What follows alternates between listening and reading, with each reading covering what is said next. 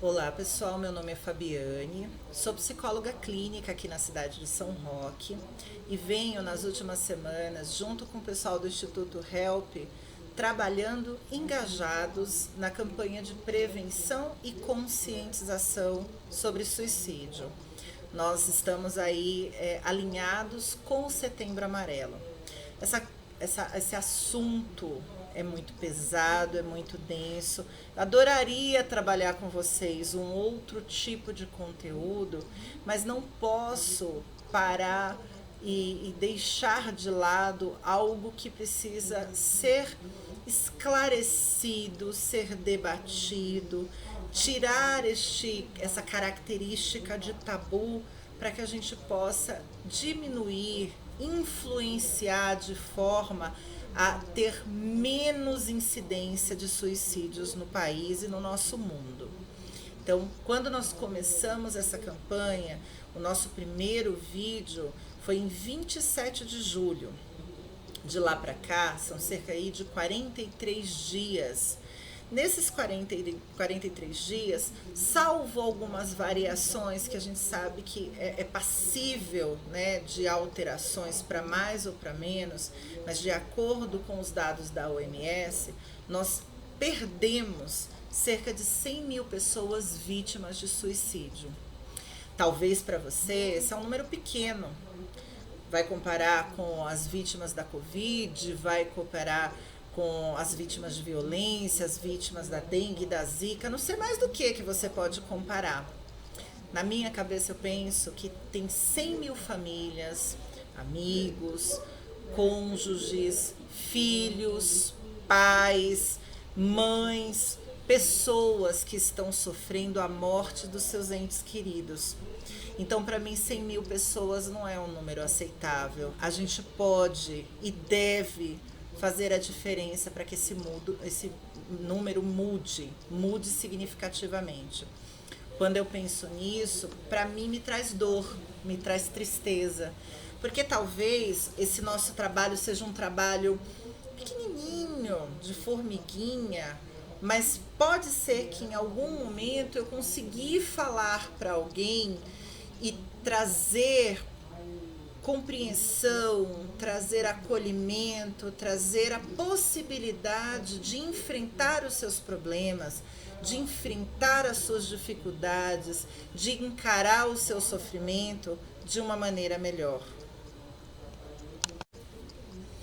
Eu queria dizer para vocês o seguinte: morrer faz parte da vida, né?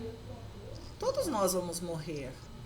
Nós podemos morrer de uma maneira natural, nós podemos morrer de velhice, de doença, nós podemos morrer vítimas de tantas fatalidades todos os dias.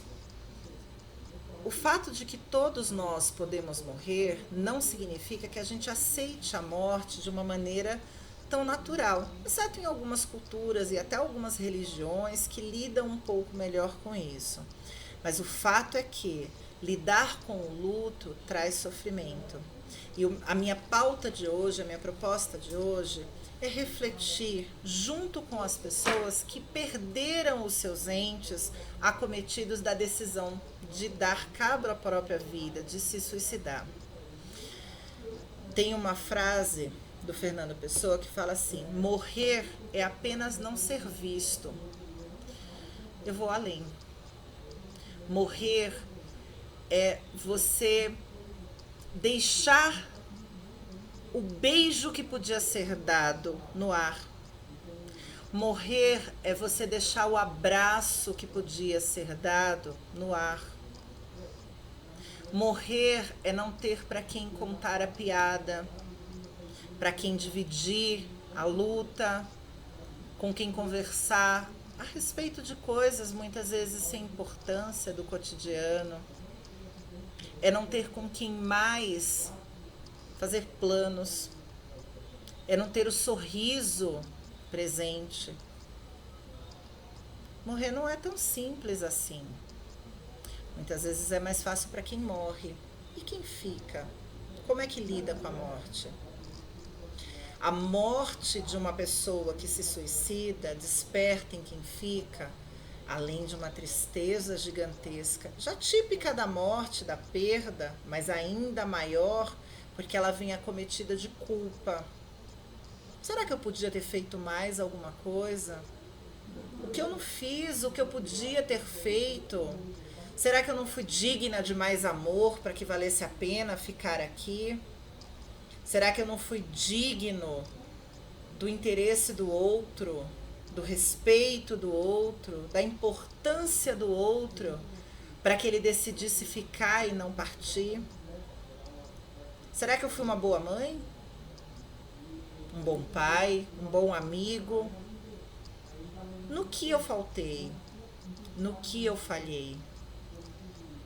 A dor de perder alguém para o suicídio é uma dor permeada, entranhada de culpa, de remorso, da sensação de que eu podia ter feito algo diferente.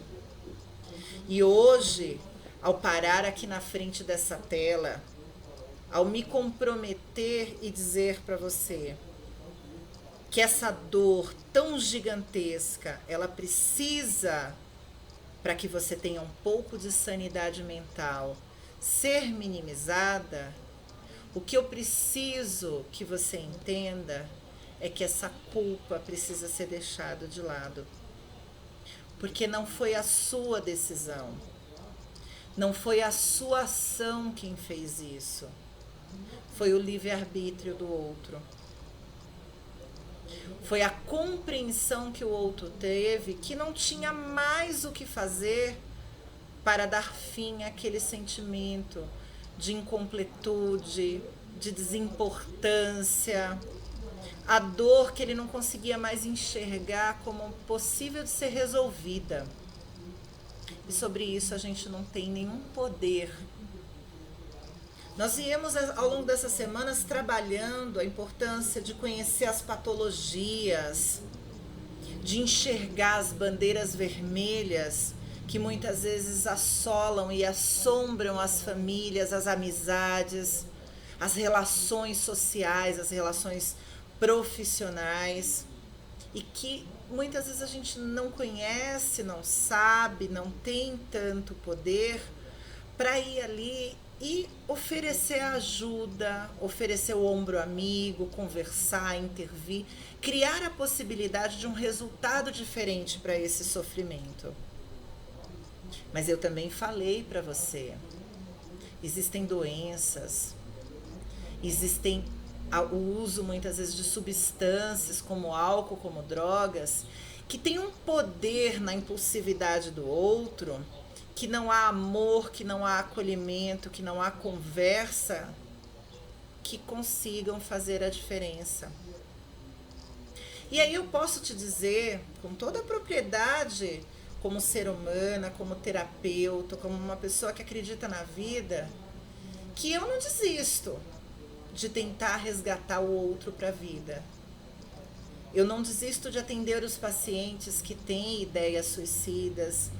Eu não desisto de atender as pessoas que muitas vezes enxergam na morte a única solução. Mas eu também sei entender e aceitar que existe um limite de até onde eu posso ir. Aonde começa o livre-arbítrio, o poder de decisão, a necessidade de mudança que o outro precisa ter para viver a sua vida com uma possibilidade de luz, de vida. A primeira coisa, se abstenha da culpa. A gente tem que se culpar quando você vai lá e faz alguma coisa de ruim para alguém e você tem consequências para aquilo, você assume o seu ato.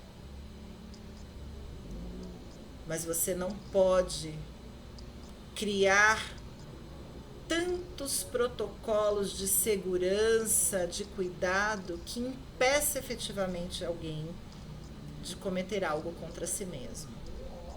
Não é fácil. Não é fácil. Eu tenho filhos. Quando meu filho se machuca, muitas vezes o meu desejo é de que fosse em mim.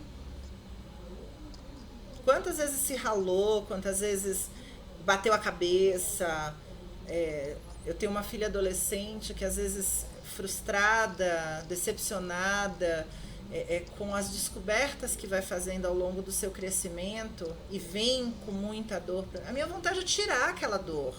Passa para mim, eu aguento. Mas eu não posso. Eu não posso privar o outro de viver a própria dor. Mas eu posso entender qual é a parcela que me cabe. E eu não tenho poder de decisão sobre a vida do outro. Então, para você que ficou, para você que perdeu alguém, que viveu de perto a dor de perder alguém para o suicídio, entenda, você fez o melhor que você podia. Todo o resto cabia ao outro. Não cabia a você. Apesar do assunto ser muito difícil, ser muito pesado, eu queria dizer para vocês que foi um grande prazer desenvolver esse trabalho. Um trabalho leigo, gente, eu sei. Em que sentido? Eu não tenho vocação para tecnologia.